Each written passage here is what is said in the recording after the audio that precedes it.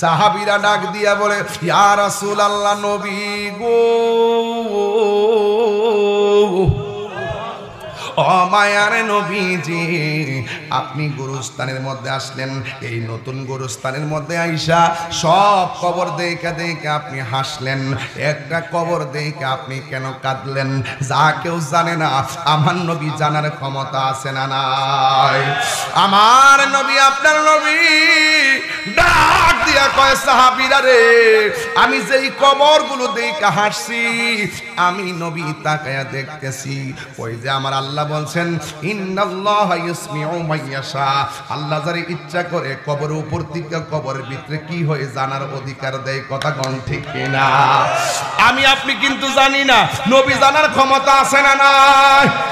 এই জন্য আমার নবী বলে, সাহাবীরা রে, আমি নবী যাহা দেখি তোমরা তা দেখো না, আমি নবী যাহা শুনি তোমরা তা শোনো না।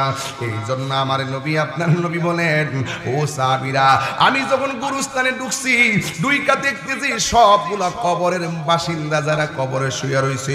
আমি দেখতেছি, আমি যেই কবরগুলা দেখে হাসছি, জাননি যেই কবর দেখে আমি হাসছি, আমি দেখছি সবার বডির নিচে আমার আল্লাহ জান্নাতের গালিচা বিছায়া রাখছে।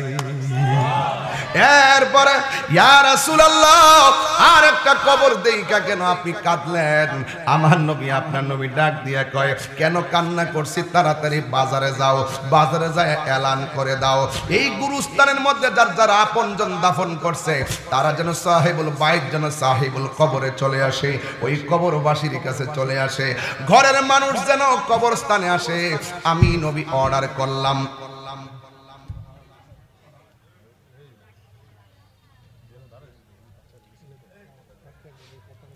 আমি নবী অর্ডার করলাম। এবার সাহাবায়ে কেরাম দৌড়াইয়া বাজারের মধ্যে অর্ডার করলেন, ও বাজারবাসী, ও সাহেব সুক, ও বাজারের বাসিন্দারা, আপনারা যারা যেখানে আসেন, একটা জরুরি এলান আছে। কই কি আছে? কই আমার নবী, আপনার নবী বলেছেন, গুরুস্থানের মধ্যে যাদের আপনজন দাফন করেছেন, সবাইকে রাসূল বলছেন যার যার আপনজনদের কবরের পাড়ে দাঁড়ানোর জন্য। আমার নবী অর্ডার করছে, কেউ বাদ যায় নাই, সবাই যার যার গুরুস্থানে যার যার ছেলে দাফন করছে, মেয়ে দাফন করছে, স্ত্রী দাফন করছে, স্বামী দাফন করছে, যার যার সাহেবুল বাইত আইসা গুরুস্থানে বরাবর দাঁড়ায় গেছে। আর সাহাবায়ে কেরাম মনে মনে ভাবতেছে, আমার নবী সব কবর দেখে হাসছে, জান্নাতের গালিচা বিছায়া রাখছে, তাইলে ওই কবরটা কার? যার বডির নিচে জাহান্নামের গালিচা বিছায়া রাখছে। এই জিনিসটা তো আমার জানার লাগে। আজকে দেখতে চাই ওই কবরটার বরাবর কে আয়সা দাঁড়ায়। সবার মনের ভিতরে একটা কৌতূহল জেগে উঠেছে। ও বন্ধুরে, বন্ধুরে, ও আমার বন্ধু। এবার সাহাবায়ে কেরাম দাঁড়ায় রইছে, কিন্তু আমার নবী যেই কবরটার পারে যাইয়া কাঁদছেন, ওই কবরের পারে একটা লোক এসে দাঁড়াইছে। এটা কোনো পুরুষ লোক না, একটা বুড়া মহিলা এসে দাঁড়াইছে, লাঠি বর কইরা কইরা কবরের পারে এসে দাঁড়ায় গেছে। আমার নবী ডাক দিয়া বলে, আল্লাহু আকবার জোরে হবে, আমার নবী ডাক দিয়া বলে, মা গো,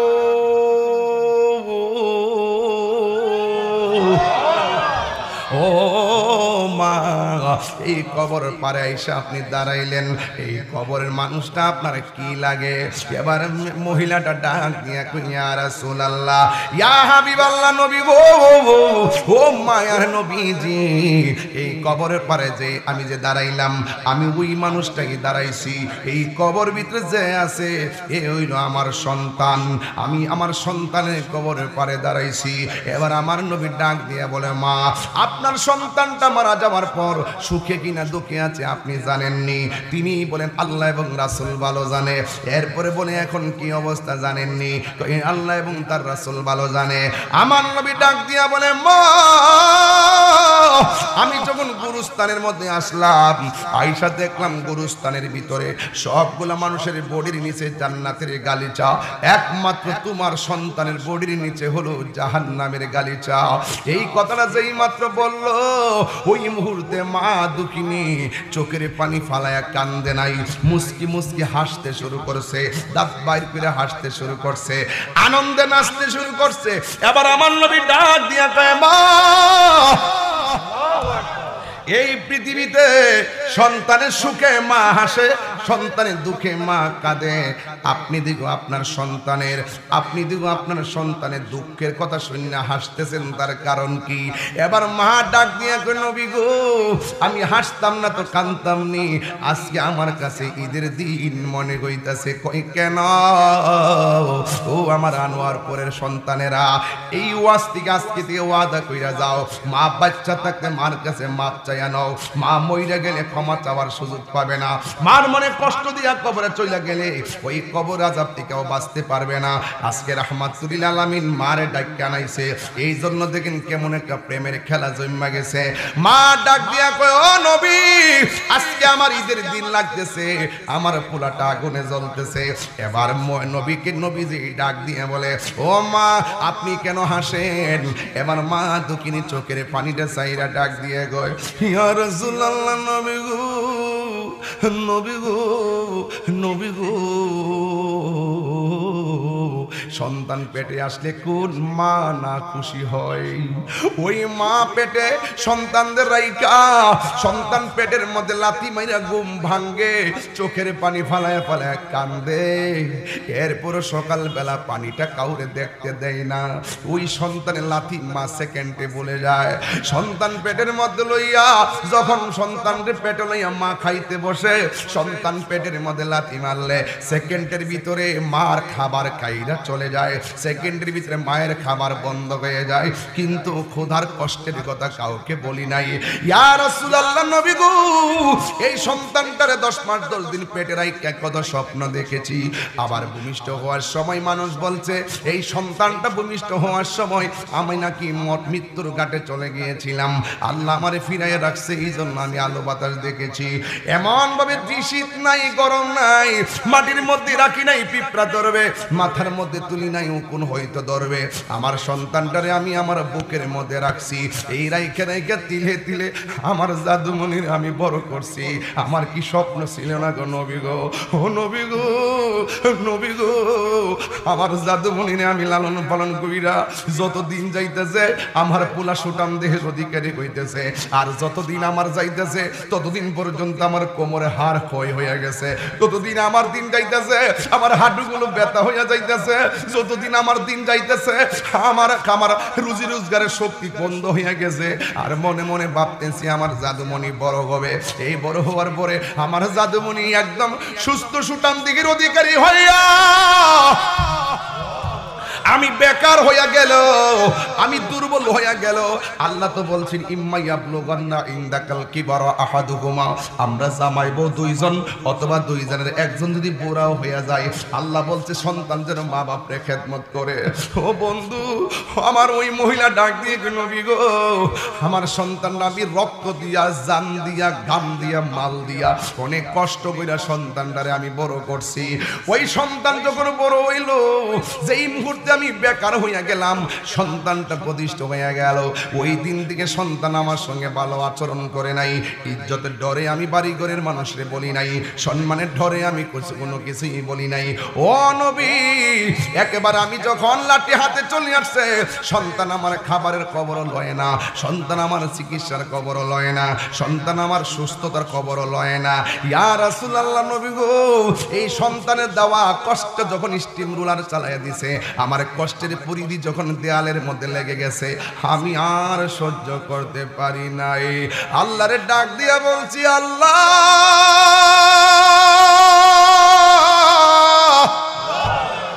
আমি আর পারি না, এই সন্তান আমারে যে কষ্টটা দিছে, আমার কলিজাটা ছিদ্র হইয়া গেছে। আল্লাহ আমার দুনিয়ার জমিনে কষ্ট দিছে, তুমি তার এক দুনিয়ার জমিনে কষ্ট দিও, আখিরাতও তার কষ্ট দিও। এই জন্য আমি হাসতেছি, এই জন্যে আমার আল্লাহ যে আমি ফাগুলনির দোয়াটা কবুল করছে, এই জন্য আমার ডাকটা যে আল্লাহ শুনছে দয়া কইরা, এই জন্য আমি হাসতেছি, এই জন্য হাসতেছি, আমার মনে কোনো দুঃখ নাই। এখন আপনাদের কাছে প্রশ্ন, আমি বলছিলাম ইন্নামাল মুমিনুনা আল্লাযীনা আমানু বিল্লাহি ওয়া রাসূলিহি, প্রকৃতপক্ষে ঈমানদার হলো তারা যারা আল্লাহকে ভালোবাসে, যারা নবীকে ভালোবাসে জানের চাইতে বেশি। আরে বাবা, মা সন্তানের প্রতি ভালোবাসা আর নবী উম্মতের প্রতি ভালোবাসা এক জিনিস না, আসমান আর জমিন পার্থক্য, কথা বলেন ঠিক কিনা? একটা গুরুস্থানের মধ্যে সবাই থাকবো জান্নাতের গালিচায়, আর নবীর আরেকটা উম্মত থাকবে জাহান্নামের গালিচায়। কেন তাহিরি নবী নবী করে দেখা দাও রাসূলুল্লাহ, তুমি কাঁদে আশিকো তোমার, আছো শুয়ে মদিনায় তুমি, ডেকে নাও রোজা তোমার। রাসূলুল্লাহ কি উপায় হবে আমার, রাসূলুল্লাহ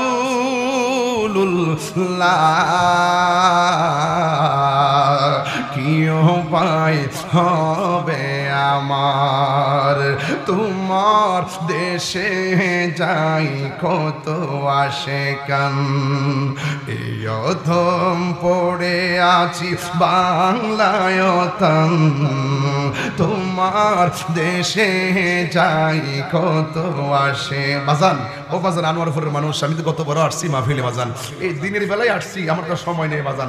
এই সাবুর সিনের খাওয়ারে ফুলা এসে আনোয়ারপুরে ওয়াজ করে, আর দিনের বেলা বসে হাজার হাজার লোক ওয়াজ শোনেন। আপনারা সংগ্রামের আট পত্রিকাও তো এমন দিনের বেলার মাহফিলের ট্রেডিশন আপনারা দেখেন নাই, যে দিনের বেলা মাহফিল হয়। এটা কিন্তু ইনশাল্লাহ আপনারা আমরা আমাদের সাথে একটা মহব্বত আছে দিকে কিন্তু এই মেলাটা জমা যায় বাজান। ওয়াজ একটু লম্বা হইতেছে, আপনাদের কি অসুবিধা হইতেছে?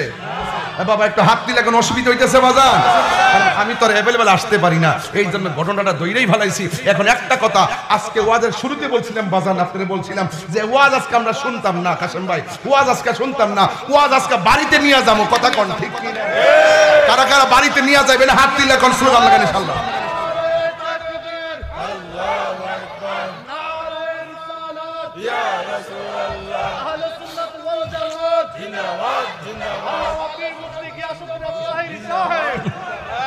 আল্লাহু আকবার, আল্লাহু আকবার।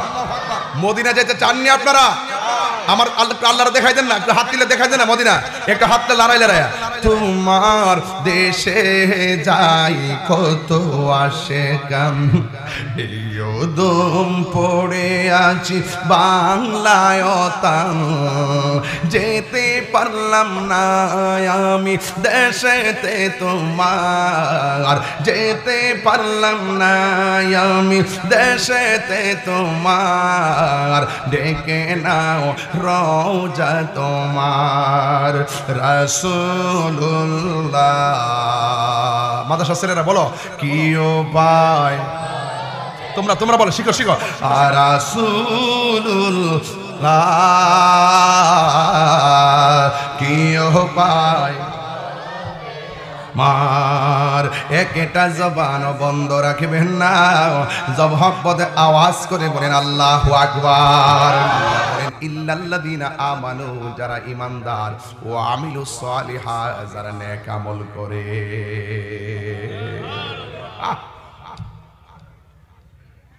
अल्लाह अल्लाह क्या मुबारक नाम है, अल्लाह अल्लाह मोमिनों का काम है, मुनाफिक का काम नहीं। अल्लाह अल्लाह करो मुनाफिकेर मुखे साजाई ना, अल्लाह अल्लाह जिकिर ईमानदारদের মুখে সাজাও। কথা বলেন ঠিক কি না বলেন? যারা মুমিন হবে,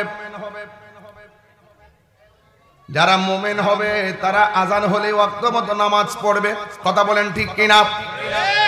যারা মুমিন হবে এরা মুখের ভিতরে দ্বিচারিতা থাকবে না, মুখে যা বলবে হৃদয়ে তা ধারণ করবে, কথা বলেন ঠিক কি না? এই জন্য যুবক আপনাদের কাছে আমার অনুরোধ রয়ে গেল, এই পৃথিবীর জমিনে সেজদা পাওয়ার মালিক হলো একজন, জবান খুলে বলুন তিনি কে? আমরা কি আল্লাহ ছাড়া কাউকে সেজদা করি? কাউকে সেজদা করা যাবে? আল্লাহ ছাড়া কাহারো কাছে মাথা নত করা যাবে? এই জন্য যুবক পায়ের মধ্যে হাত দিয়া বলি, আল্লাহ রাব্বুল আলামিন কোরআনে বলে দিয়েছেন, ওয়া বাশশিরিল্লাযীনা আমানু ওয়া আমিলুস সালিহাতি আন্না লাহুম জান্নাতিন তাজরি মিন তাহতিহাল আনহার। হাই রে ও আখাউড়ার বাবা বাবা, ইমান আখাউড়ার বাজারে কিনতে পাওয়া যায় না, কথা বলেন ঠিক কিনা? ইমান বড় নিয়ামত জিনিস, মরণের ঘাটে বললে বুঝবেন ইমানটা কি জিনিস। লা আল ঈমানু লা ইয়াজিদু ওয়া লা ইয়ানকুস, ইমান বাড়ে না কমে না। ও যুবক, ইমান এমন একটা সম্পদ, গচ্ছিত সম্পদ, এটা কখনো কখনো মানুষের মাঝে বাসা বাইদা বসে থাকে, আবার কিছু কাজ আছে। আল্লাহর হাবিব বলে ইমান এমন একটা জিনিস, কয় এমন কিছু কর্ম আছে, কর্মের কারণে ভিতর দিকে ইমানটা মুআল্লাকা, ওই আসমান এবং জমিনের মাঝখানে ঝুলে যায় আর ফিরে আসে না। এই জন্যই আমার নবী বলে এমন একটা সময় আসবে, রাতের বেলা ইমান লইয়া ঘুমাইব, কুচিন্তার দ্বারা ইমান বিদায় হয়ে যাবে, সে টের পাবে না। দিনের বেলা বের হবে ইমান লইয়া, সন্ধ্যার সময় ফিরে আসার সময় ইমান নিয়ে ফিরে আসতে পারবে না। আপনারা জবান খুলে বলেন, ইমানটা আমাদের মাঝে হেফাজতের মালিক কে? হাত তুলে বলো কে?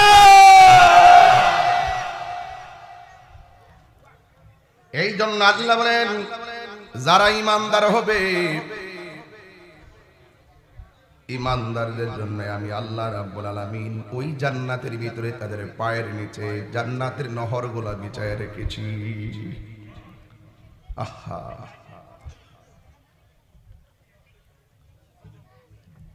ইমানদারদের জন্য দুইটা কন্ডিশন।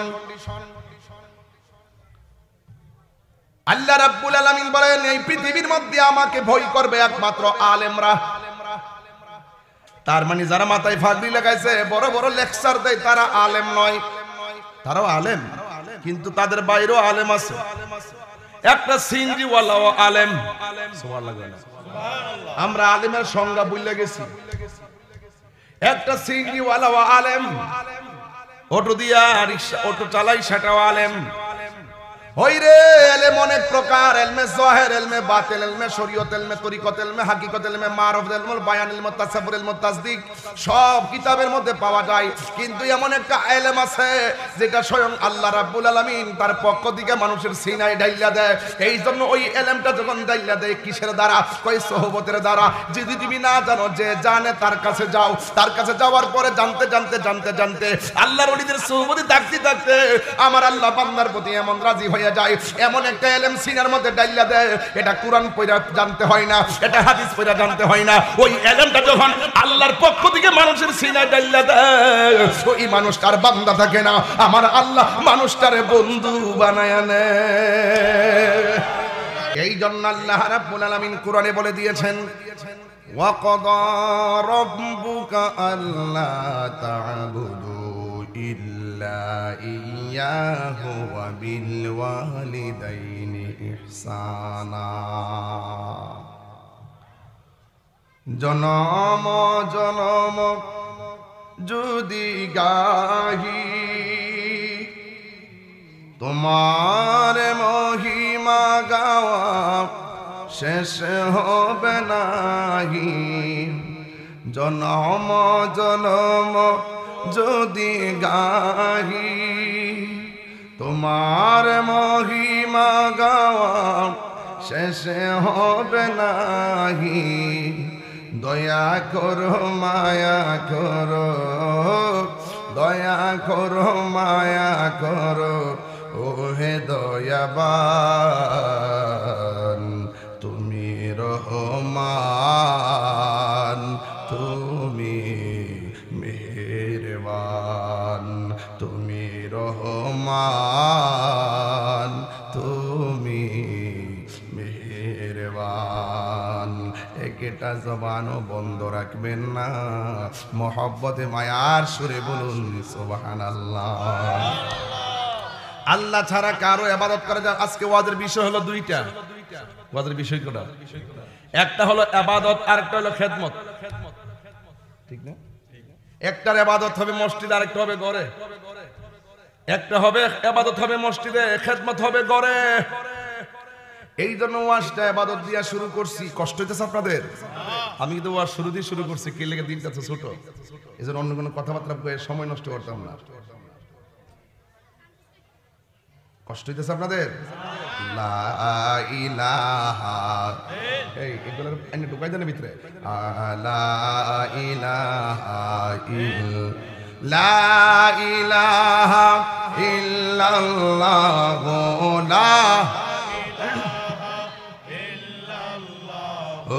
লা ইলাহা ইল্লাল্লাহ লা ইলাহা ইল্লাল্লাহ লা ইলাহা লা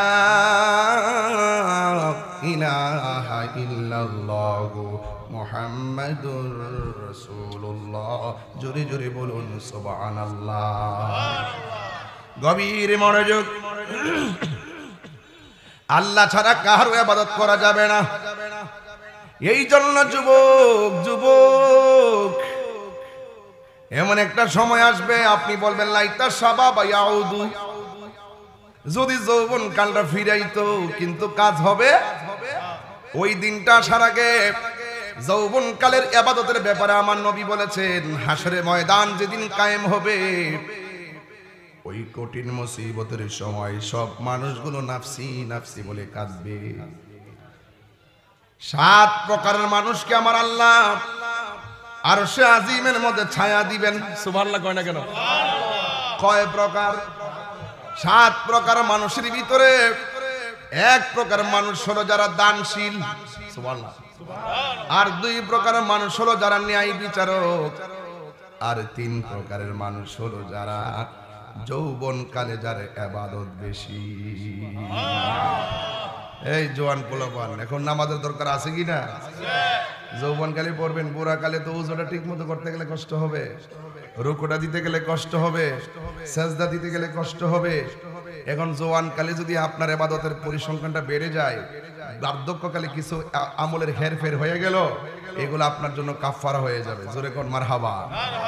এই জন্য ভাইরা আমার খুব মনোযোগ, খুব মনোযোগ। সময় থাকতে মালিকরে ডাকেন। আল্লাহ ভরসা ইনশাআল্লাহ কন। আল্লাহ যেন আমার মুরব্বী বাবাদেরকে মুমিনের খাতে নাম তুলে দেয়। আমিন কন। আর জোরে কোন আমিন।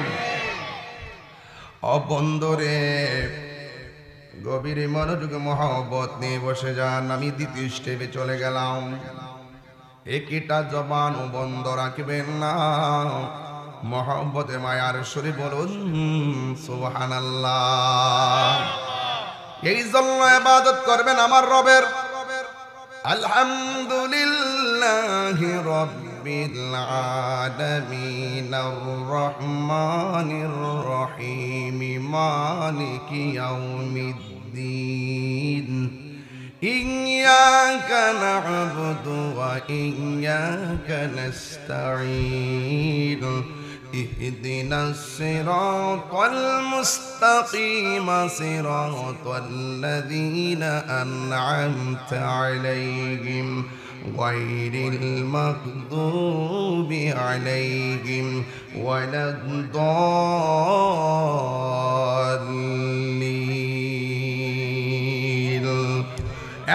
যুবক ভাইরা আমার, সকল প্রশংসার মালিক একমাত্র আমার আল্লাহ রাব্বুল আলামিনের। আর যিনি পরম করুণাময় দয়ালু, যিনি শেষ দিবসের মালিক, আমরা কেবল আল্লাহর ইবাদত করি, আল্লাহর কাছে সাহায্য প্রার্থনা করি। বন্ধুরে, ও বন্ধু, কি দিয়ে ওয়াজ বুঝাইতাম? আমি বলতে চেয়েছিলাম ইবাদত হবে একমাত্র আল্লাহর। এই জন্য যুবক আমার, আল্লাহ বলছেন আমি আল্লাহ ছাড়া কাহারও ইবাদত করা যাবে না। আল্লাহ রাব্বুল আলামিনের হাবিবের, আল্লাহ রাব্বুল আলামিনের হাবিব বলেছেন, ও যুবক, ও পৃথিবীর মানুষ শুনে যাও। আল্লাহ রাব্বুল আলামিন কোরআন শরীফের মধ্যে বলে দিয়েছেন, কি বলে দিয়েছেন? আল্লাহ রাব্বুল আলামিন কোরআনে দায়িত্বহীন কণ্ঠে বলে দিয়েছেন, আমি আল্লাহকে যদি পাইতে চাও আমার বন্ধু নবীরে ভালোবাসো। আর বন্ধু নবীর কথা মানার দরকার আছে না নাই? আল্লাহ ছাড়া কাউকে সিজদা করা যাবে না। আমরা খেদমত করব মা বাবার। এই জন্য যুবক আমার আল্লাহ বলেন, ওয়া বিল ওয়ালিদাইনি ইহসানা, মা বাবার সঙ্গে ভালো ব্যবহার করো। হাই রে, এখানে অনেক মানুষ আছে মা বাবার হাতের খাবার দুপুরে দুপুরে খায় আসতে পারে নাই। এখানে অনেক মানুষ আছে যারা মা বাবার খাবার দুপুরে খায় আসতে পারে নাই। ওই মা বাবাগুলো অন্ধকার কবরে এতিম হয়ে পড়ে আছে। এমন সংসার সমাজে আছে না নাই? এই জন্য যুবক আমার, মা বাবার খেদমত যদি করেন তাইলে শুনে যান, আমার কাছে একটা হাদিস মুবারক আছে রে বাজান। মা বাবার সঙ্গে যদি ভালো করে খেদমত করেন কি হবে শুনেন। আপনি হয়তো এমন একটা গুনাহ করেছেন, আপনি আল্লাহর কাছে মাপ চাইতেছেন, কিন্তু মা বাবা যদি দুনিয়ার জমিনে জিন্দা থাকে, মা বাবার কাছে যাইয়া যদি আপনি বলেন, আম্মা আমি এমন একটা গুনাহ করে ফেলাইছি, তুমি একটু আমার আল্লাহর কাছে আমার জন্য একটু ক্ষমা চাইও, আল্লাহ যেন আমারে ক্ষমা কইরা দেয়, আল্লাহ যেন আমারে মাফ কইরা দেয়। এই জন্য যুবক, ওই মা বাবার দোয়ার মাঝখানে কোনো পর্দা থাকে না, বদদুয়া দিলেও কোনো পর্দা থাকে না। এই বিষয় নিয়ে আমি একটা হাদিস আপনাদের সামনে তুলে ধরবো রে বাবা। যুবকের দল, একটা হাদিস সুন্দর করে বলে দিয়ে যায়। আতা ইবনে ইয়াসার রাদিয়াল্লাহু তাআলা আনহু ফরমান, আন ইবনে আব্বাস রাদিয়াল্লাহু তাআলা আনহু, হযরত ইবনে আব্বাস রাদিয়াল্লাহু তাআলা আনহু হতে বর্ণিত, আন্নাহু আতাহু রাজুলুন, এক ব্যক্তি হযরত ইবনে আব্বাস রাদিয়াল্লাহু তাআলা আনহুর কাছে আসলেন। ফাকালা, এসে বললেন, ইন্নী খাতাবতু ইমরাআতান, ইয়া ইবনে আব্বাস, আমি একটা মেয়েকে বিয়ের প্রস্তাব দিয়েছিলাম, আমি একটা মেয়েকে বিয়ের প্রস্তাব দিয়েছিলাম। ফা আবাত আন তানকিহানি, ওই মেয়েটা আমার বিয়ের প্রস্তাবটা প্রত্যাখ্যান করেছে। ও বন্ধুরে, বিয়ে শাদী কোথায় হবে, কার সাথে হবে, কি খাবেন, কি দাইবেন, কোথায় যাবেন, নির্ধারণ করে রাখছে একজন। জবানটা খুলে কন্যা তিনি কে? এই জন্য আমানতু বিল্লাহি ওয়া মালাইকাতিহি ওয়া কুতুবিহি ওয়া রুসুলিহি ওয়াল ইয়াউমিল আখির, এই পরকালকে বিশ্বাস করতে হবে, তাকদীরকে বিশ্বাস করতে হবে। তাকদীরকে বিশ্বাস না করলে আপনি আমি মুমিন। বাবারে এটা বন্ধ করেন না, আল্লাহর রাস্তায়। আমি বলতে চেয়েছিলাম, একটা ছেলে আয়েশা ইবনে আব্বাস রাদিয়াল্লাহু তাআলা আনহুর কাছে বলেন, ও ইবনে আব্বাস, ইন্নী খাতাবতু ইমরাআতান, আমি একটা মহিলাকে বিয়ের প্রস্তাব দিয়েছিলাম। ফা আবাত আন তানকিহানি, মেয়েটা আমার বিয়ের প্রস্তাবটা প্রত্যাখ্যান করলো। ওয়া খাতাবাহা গায়রি, একটু পরে আরেকটা ছেলে আয়েশা মেয়েটাকে বিয়ের প্রস্তাব দিল। ফা আহাব্বাত আন তানকিহাহু, ওই মেয়েটার ছেলেটা মেয়ের প্রস্তাবে রাজি হয়ে গেল। আমি প্রস্তাব দিলাম, মেয়েটা মানে নাই, অথচ আমার রূপে গুণের কোনো অভাব ছিল না, অথচ আরেকটা ছেলে প্রস্তাব দিল, সাথে সাথে প্রস্তাবটা মাইন্না ফেলাইছে, শুধুমাত্র মানে নাই, তার সঙ্গে মেয়েটার বিয়ে হয়ে গেছে। এই ছেলেটার সঙ্গে মেয়েটা, মেয়েটার সঙ্গে ছেলেটার বিয়ে হয়ে গেছে। এরপরে ছেলেটা কয়, ও ইবনে আব্বাস, ফাকিরতু আলাইহা ফাকাতালতুহা, আমি শুধুমাত্র আর থাকতে পারি নাই, আমি ওই মেয়েটার প্রতি রাগান্বিত হয়ে গেলাম, রাগান্বিত হইয়া মেয়েটাকে আমি হত্যা করে ফেলেছি। ও আনোয়ারপুরের বাবা, ও চাঁদপুরের বাবা, ও দুর্গাপুরের বাবা, কল্যাণপুরের বাবা, নূরপুরের বাবা, যত জায়গা থেকে এসেছেন, জীবনে কোনোদিন মানুষকে হত্যা করবেন না, 10 টাকা 20 টাকা সম্পদ লইয়া মানুষ মারবেন না। একদিন হয়তো বা মামলা টামলা করে জরিমানা দিয়া আপনি দুনিয়ার আদালত থেকে পার পাওয়া যাবেন, কিন্তু আমার নবী, আপনার নবী বলেছেন, কেউ যদি একটা মানুষকে হত্যা করে, সে যেন জগতের সব মানুষকে হত্যা করলো। আর আত্মহত্যা করা কি সাধারণ পাপ না মহাপাপ? এই জন্য মানুষকে হত্যা করা যাবে না, মানুষকে মারা যাবে না। ও যুবক, মানুষকে হত্যা করে একদিন আপনি মাপ পেয়ে যেতে পারেন দুনিয়ার আদালত থেকে, কিন্তু যার বাপটারে মারছেন, ওই সন্তানটা যতবার আপনারে দেখবে, আপনার আলী আওলাদকে দেখবে, সব সময় আপনাকে অভিশাপ দিবে। কথা বলেন ঠিক কিনা? সমাজে কেমনে মুখ দেখাইবেন? চাচার সাথে বাতিজা, সমাজের লোকে সমাজ তুচ্ছ গণনাকে কেন্দ্র করে মানুষ মানুষকে মেরে ফেলে। এই হত্যাগুলা করা যাবে না, কিন্তু ছেলেটা মহা অন্যায় করছে। বলতেছে, ফাকিরতু আলাইহা ফাকাতালতুহা। ও ইবনে আব্বাস, মেয়েটা যখন আমার প্রস্তাবটা মানে নাই, আমি তখন মেয়েটাকে হত্যা কইরা ফলাইছি। এরপরে হযরতে ইবনে আব্বাস রাদিয়াল্লাহু তাআলা আনহুর কাছে ছেলেটা ডাক দিয়ে কয়, ফাহাল্লি মিন তাওবাতিন, আমি আল্লাহর কাছে তওবার কোনো দরজা আসেনি, আল্লাহ আমারে মাফ করবনি, আমি যে অন্যায়টা করছি আল্লাহ আমারে মাফ করবেনি। ক্বালা ইবনে আব্বাস রাদিয়াল্লাহু তাআলা আনহু বলেন উম্মুকা হাইয়াতুন, তোমার আম্মা জিন্দা আছেনি, তোমার আম্মা বেঁচে আছেন। ওয়াজটা লাইনটা খেয়াল করে আমি কই যাইতেছি, তোমার আম্মা জিন্দা আছেনি। এই কথা বলার পরে ছেলেটা ডাক দিয়া কয় লা, আমার আম্মা জিন্দা নাই।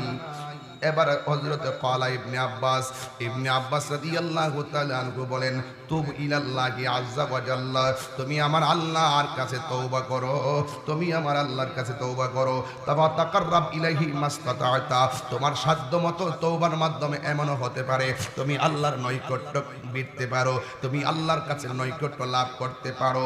এই কথাটা এই মাত্র বললেন, ওই আতা ইবনে ইয়াসার বলতেছেন ফাযহাবতু, আমি গেলাম ইবনে আব্বাসের কাছে, ফাসালতু ইবনে আব্বাস, আমি আব্বাস রাদিয়াল্লাহু তাআলা আনহুকে জিজ্ঞেস করেছি লেমা সালতাহু আন হায়াতি উম্মিহি, একটা ছেলে মেয়েটার খুন কইরা ফলাইছে, আপনি বলছেন আল্লাহর কাছে তওবা করো, কিন্তু আপনি তারে কেন প্রথম বললেন তার মা জিন্দা আছেনি? এই কথাটা আপনি কেন বললেন? ও বন্ধুরে, ওয়াজটা কেমনে আনোয়ারপুর দিয়া যামু বুঝতে পারতেছি না। মা কেমন সম্পদ রে বাবা, মার দোয়াই কি না হইল বাবা। এরপরে বলতেছে লেমা সালতাহু আন হায়াতি উম্মিহি, আল্লাহু আকবার বলেন। ও ইবনে আব্বাস, আপনি কেন ছেলেটাকে বললেন তার মা জিন্দা আছেনি? ফাকালা ইবনে আব্বাস রাদিয়াল্লাহু তাআলা আনহু বলেন ইন্নী লা আ'লামু আমালান, আল্লাহর কাছে এমন অধিক আমল আমি আর জিন্দেগিতে আর কোথাও দেখি না যেই আমলের দ্বারা আকরাবা ইলাল্লাহি আযজা ওয়া জাল্লা, বান্দা আল্লাহর নিকটে ঢুকতে পারে। কই কি রে কি? কই সেটা হলো মিন বিদিল ওয়ালিদা, মা বাবার সঙ্গে ভালো আচরণ করা, মা বাবার আনুগত্য করা। কোন সন্তান যদি মা বাবার আনুগত্য করে হাজার গুনাহ যদি কইরা ফেলায়, মা যদি সন্তানের জন্য তাহাজ্জুদ নামাজ পড়া যদি দোয়া করে, তাহাজ্জুদের নামাজ পড়া যদি মা আল্লাহর ডাক দিয়া বলে আল্লাহ ও আল্লাহ, আমার পোলাডারে তুমি ওলি আল্লাহ বানায়া নাও, আপনার জবান খুলে কন্যা মায়ের দোয়াই সন্তান ওলি হওয়ার ইতিহাস আছে না নাই? ও বন্ধুরে, আরেকটা হাদিস না কইলে আমার হবে না। বিহি ক্বালা হাদাসানা মুসাদ্দাদুন ক্বালা হাদাসানা বিশর ইবনুল ফদল ক্বালা হাদাসানা আল জুরাইরিয়ুন আন আব্দুর রহমান ইবনে আবি বকরাতা রাদিয়াল্লাহু তাআলা আনহুমা আন আবিহি ক্বালা রাসূলুল্লাহি সাল্লাল্লাহু তাআলা আলাইহি ওয়াসাল্লাম আলা উনাব্বিউকুম বি আকবারিল কাবায়ের, আমার নবী আপনার নবী বলতেছেন এ সাহাবীরা, আমি কি তোমাদেরকে এই পৃথিবীতে যত কবিরা গুনাহ আছে এই কবিরা গুনার মধ্যে সবচাইতে বড় কবিরা গুনাহ কোনটা আমি কি তোমাদেরকে জানাইয়া দিব না? আমি কি তোমাদেরকে অবগত করব না? সাহাবায়ে কেরাম বলছেন ক্বালু বালা ইয়া রাসূলুল্লাহ, নবী গো, ও মায়ার নবীজি, অবশ্যই আপনি আমাদেরকে কবিরা তিনটা গুনাহ বাতাইয়া দেন। কইতামনিও এই ওয়াজের সাথে আয়াতের সঙ্গে হাদিসটা মিলাইয়া নিলাম। আমার নবী আপনার নবীকে সাহাবায়ে কেরাম বলে ক্বালু বালা, অবশ্যই আপনি আমাদেরকে তিনটা কবিরা গুনাহ বাতাইয়া দেন। বন্ধুরা রে আমার, ও আমার যুবক ভাইরা, আল্লাহর হাবিব বলেন আল ইশরাকু বিল্লাহ, আল্লাহর সঙ্গে শরীক করা। ও আনোয়ারপুরের বাবা, আল্লাহর সঙ্গে শরীক করলে আমার আল্লাহ জীবনেও তোমাদেরকে ক্ষমা করবে না, জীবনেও আপনাদেরকে ক্ষমা করবেন না। এখন জবান খুলে আওয়াজ করে বলেন আমার আল্লাহকে একমাত্র সেজদা পাওয়ার মালিক হলো একজন, জবান খুলে বলুন না তিনি কে? মাজারে যায় কি সেজদা করা যাবে? আমরা কি মাজারে যায় সেজদা করি? আমরা বলি আল্লাহর দরবারে ওলি যাই না যায় ভক্তি শ্রদ্ধা করি, কিন্তু আমরা ভালো করে জানি আমরা একমাত্র আল্লাহকে সেজদা করি আর ওলি আল্লাহদেরকে কদম বসি করি। কথা বলেন ঠিক কিনা? সেজদা করা হারাম। সেজদা করা কি? সাজদা করা হারাম। এই জন্য যুবক ভাইরা আমার অনুরোধ করে বলে দিয়ে যাই রে বাজান, কাউকে যদি আল্লাহর সমকক্ষ মনে করে সাজদা করা হয়, এটা কি দুরুস্ত আসেনি রে বাজান? এই জন্য যুবক দুরুস্ত নাই। আল্লাহ বলে এই পৃথিবীর মধ্যে সবচাইতে বড় তিনটা কবিরা গুনার এক নম্বরের কবিরা গুনাহ হলো আমার আল্লাহকে আল্লাহর সঙ্গে শরীক করা। এই জন্য তো লুকমান তার সন্তানকে বলেছিল, ইয়া বুনাইয়া লা তুশরিক বিল্লাহ, এ সন্তান, ইয়া বুনাইয়া, হে সন্তান, লা তুশরিক বিল্লাহ, আল্লাহর সঙ্গে শরীক করো না। জবানটা খুলে বলেন ঠিক না বেটি? কেন না কেন কেন? ইন্না শিরকা লা যুলমুন আযীম। শিরিক হইল সবচাইতে বড় গুনাহ। এই জন্য আমার নবী, আপনার নবী বলেন এই পৃথিবীর মধ্যে সবচাইতে বড় গুনাহ হলো আল্লাহর সঙ্গে শরীক করা। এরপরে 2 নম্বর হলো ওয়া হুকুকুল ওয়ালিদাইনে, মা বাবার সঙ্গে অবাধ্যচারণ করা, মা বাবার মনে কষ্ট দেওয়া। এই জন্য ওই জায়গার মধ্যে আল্লাহ কইছে ওয়া ক্বাদা রাব্বুকা আল্লা তা'বুদু ইল্লা ইয়্যা। এরপরে স্টেপের মধ্যে বলছে ওয়া বিল ওয়ালিদাইনি ইহসানা। আল্লাহ কোরআনে ইবাদতের পরে মা বাবার কথা বলছে, নবী এখানে ইবাদতের পরে মা বাবার খেদমতের কথা বলছেন। মা বাবার সঙ্গে অবাধ্যচারণ করলে কি হবে? এই জন্য আল্লাহ বলছে তোমরা মা বাবার খেদমত করো, আর এখানে নবী বলছে মা বাবার সঙ্গে বিয়াদবি করা যাবে না। কই কেন কেন? কই রিদার রাব্বি ফি রিদাল ওয়ালিদাইন ওয়া সাকাতুর রাব্বি ফি সাকাতিল ওয়ালিদাইন। পিতামাতার সন্তুষ্টিতে আল্লাহর সন্তুষ্টি, পিতামাতার অসন্তুষ্টিতেই আল্লাহর অসন্তুষ্টি। ও বন্ধুরে, ও আনোয়ারপুরের বাবা, আপনারা জবান খুললে গন ওই আল্লাহর বিধান আমরা মানতে চাই কি চাই না? আর জবান খুলে কোন চাই কি চাই না? জান্নাতের চাবি আমার মা, মা গো, জান্নাতের চাবি আমার মা। সবাই জান্নাতের চাবি মা গো, জান্নাতের চাবি আমার মা। মা যার বেঁচে নাই তার মতো দুঃখী নাই, মা যার তার মতো দুঃখী নাই, খালা ফুফু মায়ের মতো না। মা গো, জান্নাতের চাবি আমার মা, মা, মা গো, জান্নাতের চাবি আমার মা। একটা জবান বন্ধ রাখবেন না, চিৎকার মেরে কন্যা ইয়া রাসূলুল্লাহ। এ আমার যুবক ভাইয়েরা, আমি আলোচনায় ঢুকে গেলাম। আল্লাহ বলছেন তোমরা মা বাবার সঙ্গে ভালো আচরণ করো। এখন প্রশ্ন হলো হুজুর, কই দিন আমরা ভালো আচরণ করব? আমার দেশের আনোয়ারপুরে দেখা যায় সন্তান যতদিন পর্যন্ত বেকার থাকে ততদিন মা বাপরে বড় সালাম দেয়। মা বাপ যখন কষ্ট কইরা সন্তানরে প্রতিষ্ঠা কইরা, মা যখন অবসর হয়ে যায়, বেকার হয়ে যায়, গায়ের জোর হারায়া যায়, তখন সন্তান মাকে ভুইল্লা যায়। এই জন্যই আমার আল্লাহ বলছেন ইম্মা ইয়াবলুগান্না ইনদাকাল কিবারা আহাদুহুমা আও কিলাহুমা ফালা তাকুল লাহুমা উফফিন ওয়ালা তানহারহুমা ওয়া কুল লাহুমা কওলান কারীমা। ও যুবক, বাঁচার রাস্তা নাই, বাঁচার রাস্তা নাই। আল্লাহ বলে ও পৃথিবীর মানুষ, তোমরা মা বাবার সঙ্গে ভালো ব্যবহার করো। তাইলে আল্লাহ কতদিন পর্যন্ত আমরা ভালো ব্যবহার করব? আল্লাহ রাব্বুল আলামিন কোরআনে বলেছেন মা বাবা যদি বুড়াও হইয়া যায়, মা বাবার সঙ্গে ভালো ব্যবহার করা যাবে।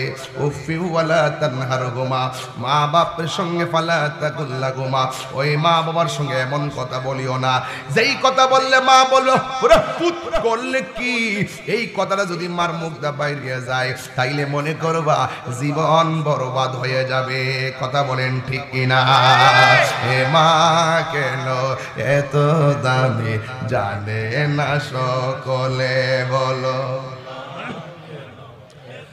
দামি জানে না সকলে জানতো যদি পড়তো দেখে কোরআন হাদিস কোলে একটি হজের সওয়াব মিলে একটি মাকে একবার দেখিলে মা কেন এত দামি জানে না সকলে বলুন মা কেন এত দামি জানে না সকলে দুটি বছর পান করালো মায়ের বুকের দুধ কুলে পিঠে নিয়ে আমায় দিতেন কত সুখ দুটি বছর পান করালো মায়ের বুকের দুধ কুলে পিঠে নিয়ে আমায় দিতেন কত সুখ সেই মায়ের কষ্ট দিলে সেই মায়ের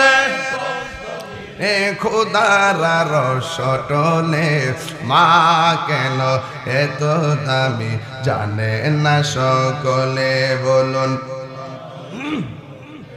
দামি জানে না সকলে মায়ের প্রসবের কালে কইতান নিবা জান আরে সবটি তোমার পেট থেকে আইসি কন্যা মায়ের প্রসবের কালে কত কষ্ট পায় বেহুশ হইয়া পড়ে মায়ের আপন বিছানায় সন্তানের নিয়া কুলে